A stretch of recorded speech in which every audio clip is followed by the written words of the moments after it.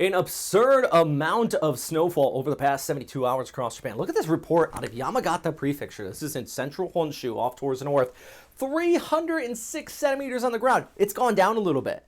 In fact, this past weekend it was at 330 centimeters. By the way, this graphic via SAYAKA MORI. If you don't follow her on Twitter and Facebook and you like learning about weather in Japan, you need to. She is my former co-anchor there at NHK. Great stuff. Kind of good visual representation of her. Compared to what 330 centimeters is. That is the type of snow you show up at your house and you got to go in the second story. There's just don't shovel. Don't worry about shoveling the snow. You go into the second story window. You try to figure out a way or you dig down.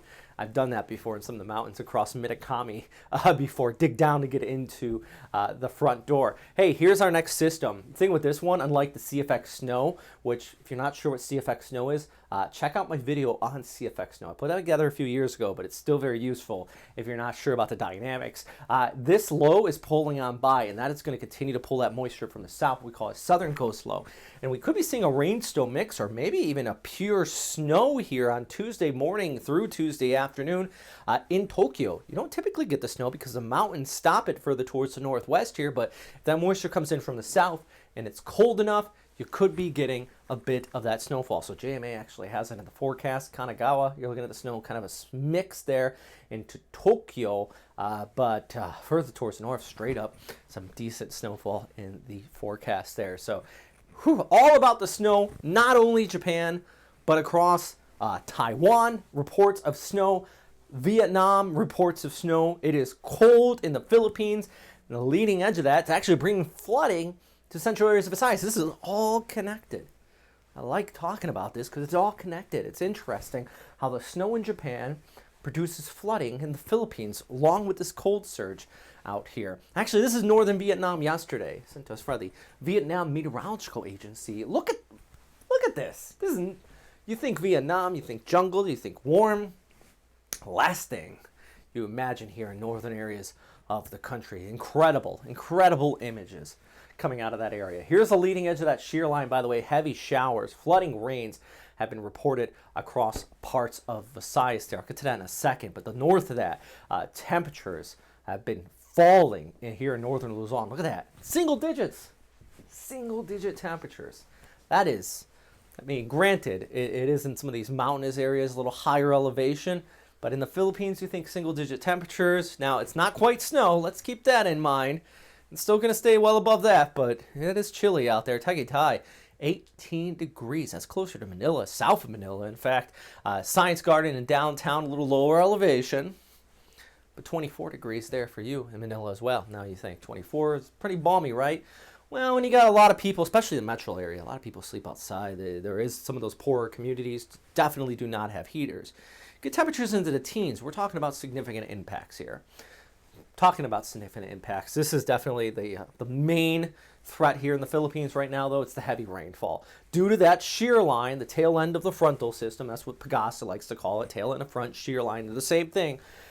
Heavy precipitation, red rainfall warnings in eastern Samar, Leyte, southern Leyte as well. You have just an excessive amount of rain. There has been significant reports of flooding across these areas. Hey, by the way, follow Western Pacific Weather on Facebook. Lex been putting together these graphics. He's doing an absolutely fantastic job doing that. You can just read through them there, kind of give you an idea what's going on. Hey, the rain in Visayas, southern Luzon, not going anywhere anytime soon either.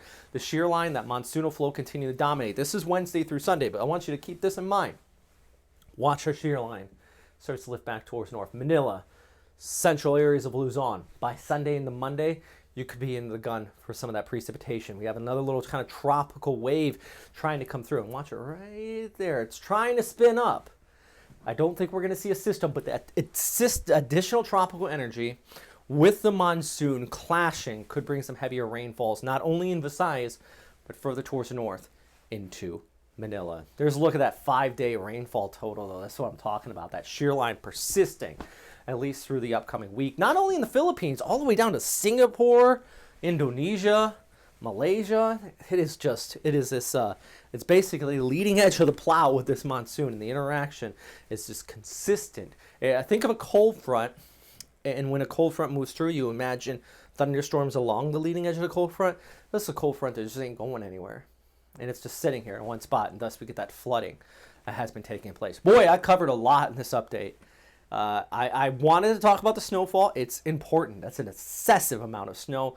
Not to mention how the snow in Japan causes flooding in the Philippines and even cold air in Vietnam, Taiwan. It's all connected. It's all thanks to that monsoonal flow. All right, stay safe out there. Thanks for watching. Hit me up on all these social media platforms if you want. Twitter, Facebook, top 2 places you can get a hold of me, but you can follow me on Instagram and TikTok as well. I post there sometimes. So, you know, somewhere to... Hey, the other thing, subscribe. Oh, and one more thing.